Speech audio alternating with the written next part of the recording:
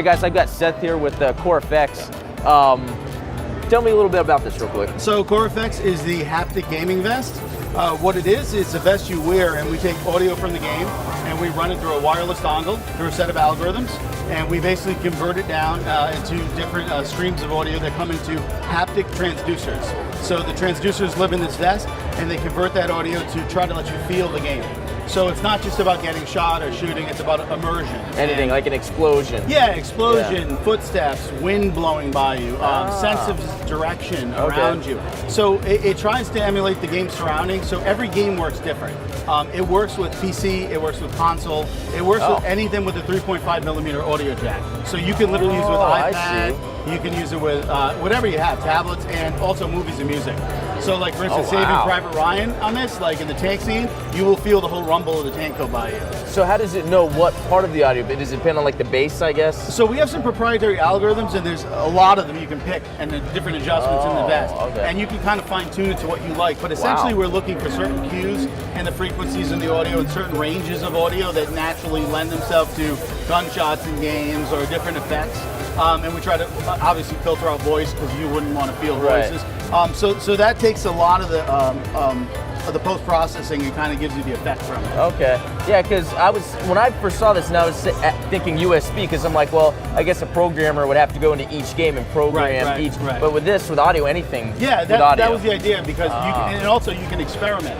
So it's not a one-trick pony. You know, if you have 70, 80 games in your library, you can go through each one and see how those play with it. Wow. Certain things you may like better, you know, certain things you may not want to use it for.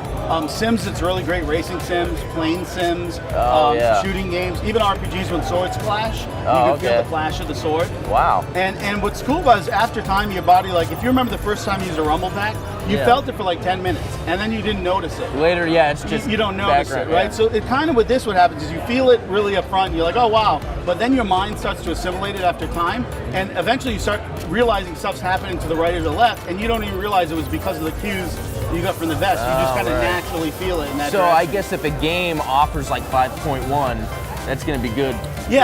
So this will translate in directionality, and you'll definitely feel the directionality. That's cool. You know, but everybody perceives it different. So you know, we always say whatever the users, we like when users test it and tell us what they feel about it, because everybody has a slightly different feeling.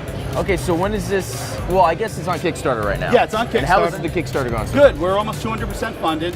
We have 12 days to go. Wow. And it's actually really cool. If you get it on Kickstarter and you register this vest to eventually, when we open our online store, you also get a 50% off code for our online store. So you can get an additional item, another vest for 50% off when we go retail. Oh, okay. And that's just for Kickstarter people. Well, when's the plan of it being available? So we don't know exactly yet. We're thinking December, January-ish. Oh, okay. It's our first venture into the retail market, so we're still figuring out this, you know, how to navigate that and where we want it to be. Well, considering a Kickstarter project, that's actually good. A lot of Kickstarter projects take a couple of years. Right. Yeah. I mean, don't forget, we've been working on it for 5 years. That's right. So you already have something to show people. Yeah, we really wanted to get it to a point where we felt it wasn't a prototype, but you could bring it home and it's going to work, and it's going to be out of the box, and it's great just out of the box. But if you want to take it to a customization level, you can with all the features. But there's also an SDK, so developers can get it, and that's going to be in development with the community. We're really relying on the game community to kind of like have forums, tell us what they want to see, and work with us to build the SDK out. Well, it reminds me of like the Track IR, how you have to like program specific games to do something. You know, that's for like movement. But with this, it looks like anyone out of the box just use it. Anyone out of the box. But to make it more exactly. If you wanted to do extra, you could. Like one of the things that's really cool with is, you know, the new genre of horror games with Oculus. Oh yeah. And it's because it's not always on, and then it's off, and then you walk into a room and hear a door slam. It's like boom, and you feel it. That is great. It's really gives you an eerie experience. So it's fun working with the VR people as well too. Oh, that is great. I can only imagine. Wow. Well, hey, thanks a lot. That sounds great. I appreciate it. Thanks for coming by and trying it out. Really appreciate it.